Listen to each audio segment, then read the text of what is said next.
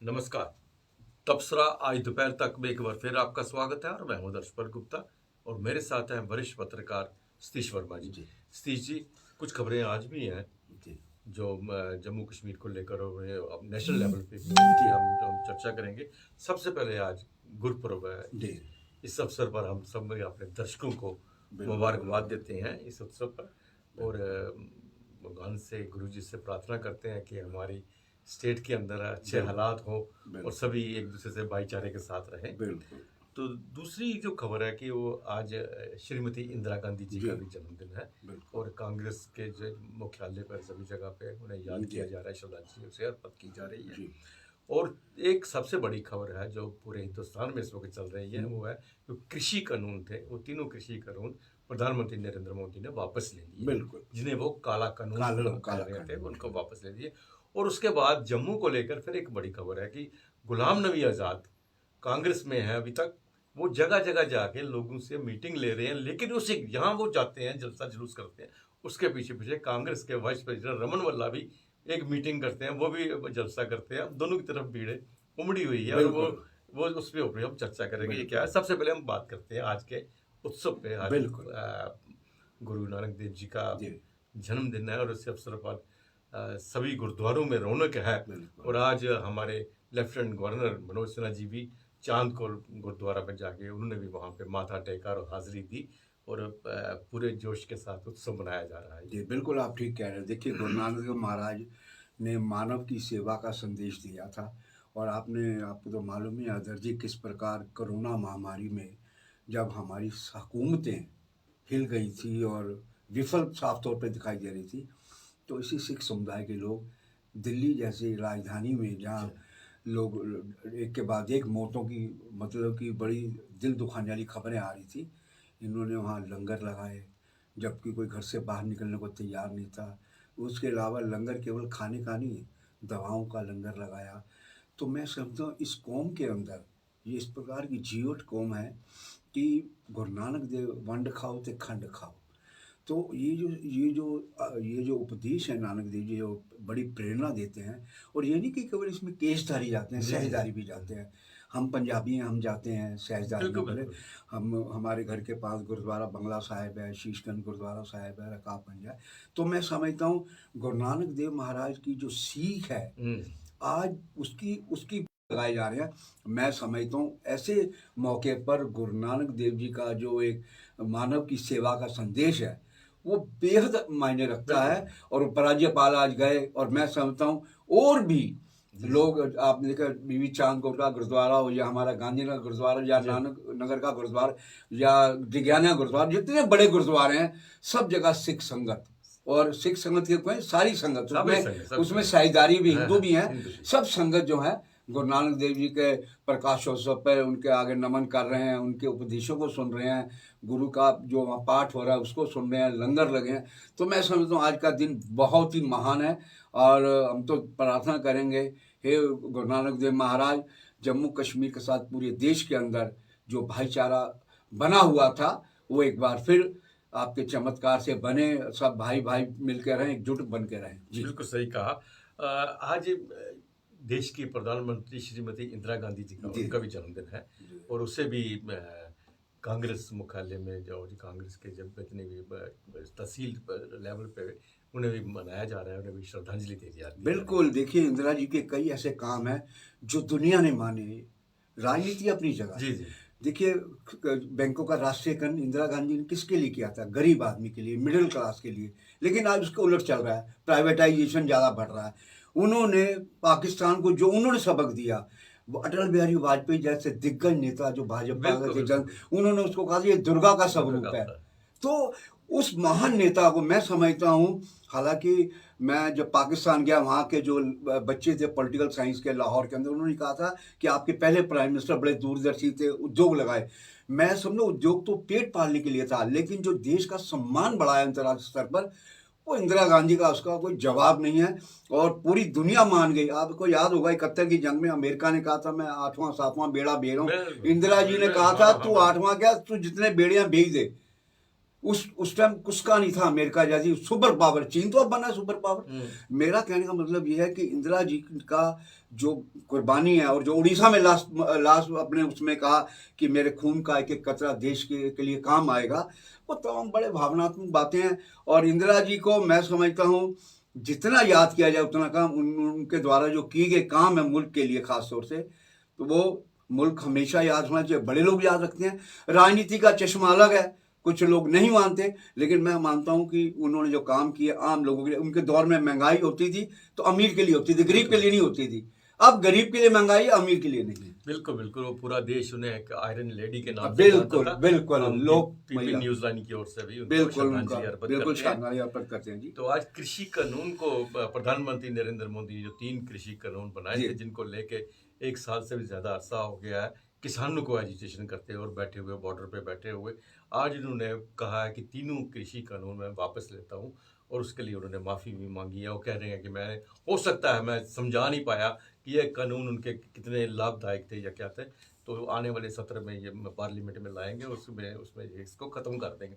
उसको लेकर बहुत बहुत सी प्रतिक्रियाएँ आई हैं। लोगों ने स्वागत भी किया है, लेकिन कुछ ने कहा कि नहीं, जब तक ये सदन से पास होकर नहीं आता हम तब तक नहीं मानते। लेकिन फिर भी एक किसानों के लिए ये राहत है कि राहत कल क्या होगा पता नहीं, आज वो इसको अपनी एक जीत मान बिल्कुल रहे हैं। आप ठीक कह रहे हैं। देखिए, स्वागत वो लोग कर रहे हैं जो भाजपा के नेता है या उनके एलाई हैं। आम आदमी से बात करेंगे, आम किसान से, वो सवाल ये कर रहा है कि आखिर 700 किसानों की मौतों के बाद सरकार को होश क्यों आई, जब संसद में राहुल गांधी उन मौतों पर एक प्रस्ताव लाना चाहते थे, सरकार ने क्यों विरोध किया। तो ये तमाम सवाल है, ये भी इस मोदी सरकार को जवाब देने पड़ेंगे। लेकिन हम मानते हैं कि देर आए दुरुस्त आए। ये हम मानेंगे कि चाहे यूपी का चुनाव में उनको खतरा लग रहा है, मंडरा आ रहा है, और जो पीछे चुनाव के नतीजा हिमाचल में या राजस्थान में, जहां राजस्थान का गढ़ रहा है बीजेपी, वहां भी वो दोनों सीटें हार गई उपचुनाव में। तो मैं समझता हूँ मोदी सरकार के लिए ये, मोदी सरकार ने बड़ी देर से कदम उठाया, लेकिन हम फिर भी कहेंगे चूंकि सरकार का उठाया कदम है, इसका स्वागत है। लेकिन जो किसान संगठन है वो ये कह रहे हैं कि जब तक ये पार्लियामेंट में पारित करते हैं उनको इनकी जुबान पे यकीन नहीं है। दूसरा, हम योगेंद्र यादव का सुन रहे थे, उन्होंने कहा केवल मसला ये नहीं है, एमएसपी का भी मसला है। देखिए, किसानों के बड़े मसले हैं, और मैं समझता हूँ ये पेंडोरा बक्स खुलेगा और सरकार के लिए और चुनौतियां आने वाले दिनों में खड़ी हो सकती हैं। लेकिन मैं समझता हूँ किसानों को प्रधानमंत्री की बातों पर यकीन करना चाहिए। संसद में अगर वो पारित कर देते हैं, उसके बाद जो दूसरे मसले हैं उस पर टेबल पे नेगोशिएशन करके रास्ता निकालना। ये काफी बड़ी बात है कि प्रधानमंत्री ने कहा है, हाँ। तो उसको मानना ही पड़ेगा। लेकिन इसके साथ साथ आपने जैसे कहा कि चुनावों की बात कर रहे हैं, तो चुनावों को लेकर, यूपी को लेकर बड़ी चर्चा चल रही है कि यूपी में किसानों का बड़ा दबाव था, और वहाँ के जो पॉलिटिशियन थे उनका प्रधानमंत्री के ऊपर बहुत दबाव था कि हमें बहुत बड़ा नुकसान हो सकता है। और इसके साथ साथ पंजाब में भी इसका बहुत ही बड़ा असर होने वाला था, क्योंकि कैप्टन ने अपनी पार्टी कांग्रेस को छोड़ दिया है और किसानों के हित की बात करते रहे, और किसान जो है कांग्रेस के साथ, कैप्टन के साथ जुड़े हुए हैं। और कल को कैप्टन और बीजेपी इकट्ठे मिलकर भी चुनाव लड़ सकते हैं, और अकाली दल भी वापस आ सकता है। अकाली दल अगर दल छोड़कर गया है, गठबंधन को छोड़कर गया, तो उसका भी यही एक कारण था कि किसानों के हित के लिए नहीं, इस कानून को वापस लिया जाए। कानून की वजह से वो उन्होंने दल को छोड़ा था। नहीं, वो समय का देखिए, वो समय भविष्य के गर्भ में है। अकाली दल वापस जाएगा, क्योंकि दूरियां इतनी बन गई हैं। हाँ, कैप्टन अमरिंदर सिंह और भाजपा का गठबंधन निश्चित तौर पर हो सकता है। लेकिन कैप्टन के बारे में ये भी आम चर्चा है कि इन्होंने 3 बिलों को लेकर वो रुख अख्तियार नहीं किया था जो चन्नी ने किया है। चन्नी ने तीनों बिल 100% वापस करने की बात की, विधानसभा में पारित किया। तो मैं समझता हूँ अभी भी भाजपा नेतृत्व को समझना होगा कि पंजाब का जो चुनाव है, सबसे ज़्यादा किसान पंजाब, पश्चिमी उत्तर प्रदेश, पूर्वांचल, हरियाणा में है, जहाँ पर इन्होंने ये देखा कि इनके निर्वाचित प्रतिनिधि, चाहे वो विधायक हो, पार्षद हो, सांसद हो, वो अपनी कॉन्स्टिट्यूंसी में नहीं जा पा रहे थे। हरियाणा में तो मुख्यमंत्री अपना हेलीकॉप्टर नहीं उतार पा रहे थे, खट्टर। तो मैं समझता हूँ ये अभी भविष्य के गर्भ में है कि आगे क्या स्थिति बनती है, क्योंकि किसानों के अंदर गुस्सा अभी भरा हुआ है। जिस प्रकार के मैं रिएक्शन देख रहा हूँ, राकेश टिकैत का हो या संयुक्त मोर्चा के दूसरे नेता, तो इसमें मोदी सरकार को बड़ा फूक के कदम रखना होगा। और इसके ये जो चुनाव होने जा रहे हैं 5 राज्य के, जैसा आपने पंजाब का जिक्र किया, तो इसमें बहुत कुछ साफ हो जाएगा कि मोदी सरकार ने जो कदम उठाया है आखिर उसका उनको कितना लाभ मिल पाया। और जम्मू में भी इसकी सेलिब्रेशन काफ़ी हो रही है। हाँ, जम्मू में बिल्कुल, भी चल बिल्कुल। रहे। तो हम आज़ाद साहब की बात करते हैं। आज़ाद जी ने जम्मू में इस वक्त वो काफ़ी सक्रिय हैं और वो यहाँ पे प्रेस कॉन्फ्रेंस कर रहे हैं और जगह जगह जाके लोगों से मिल रहे हैं। लेकिन सबसे बड़ी बात है, कांग्रेस में बने हुए हैं और उसके विरुद्ध जब जहाँ भी आज़ाद जाते हैं हाँ। वहीं पे रमन बल्ला जो वाइस प्रेसिडेंट हैं कांग्रेस के, वहाँ भी उनके पीछे वो भी एक जलसा कर देते हैं। वो कांग्रेस के कुछ हित में बात करते हैं तो रमन बल्ला जी हित में करते हैं, तो वो कांग्रेस के कुछ विरुद्ध में बातें करते हैं, क्योंकि उनके काफ़ी साथी उनको कांग्रेस में से पद्मू को छोड़ दिया उन्होंने, उनके साथ बैठे हुए हैं। तो ये अजीब सी स्थिति बनी हुई है। और गुलाम नबी आज़ाद से जब पूछा गया कि आप इस वक्त जम्मू में इतना दौरा क्यों कर रहे हो, हाँ। कहने लगे पहले हम कोविड की वजह से मैं नहीं निकल पाया, उसके बाद हमारे ऊपर उन्होंने पाबंदियां लगा दी थी, हम निकलते थे, हमें पकड़ के उसे अरेस्ट कर देते थे।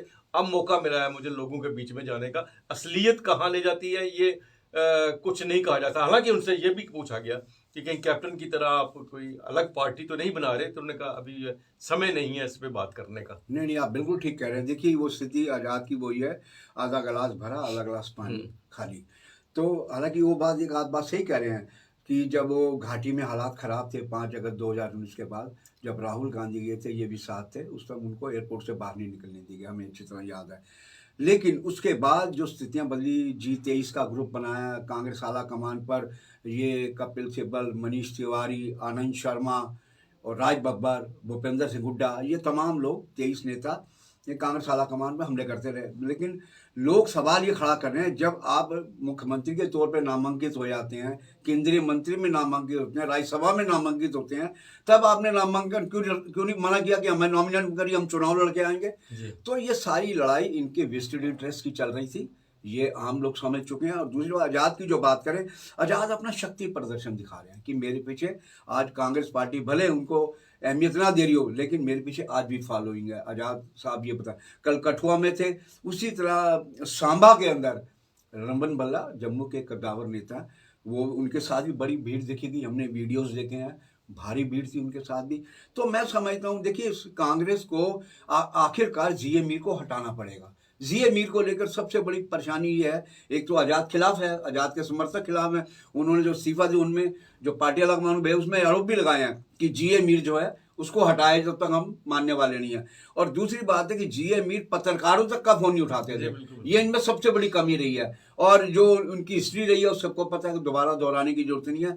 तो मैं समझता हूँ पार्टी वाला कमान को, अगर आज़ाद को भी कांग्रेस में रहना है, तो मैं समझता हूँ पार्टी वाला कमान को सूझबूझ दिखाते हुए आज़ाद को इसका नेतृत्व सौंप देना चाहिए, जी.ए. मीर को हटाना चाहिए।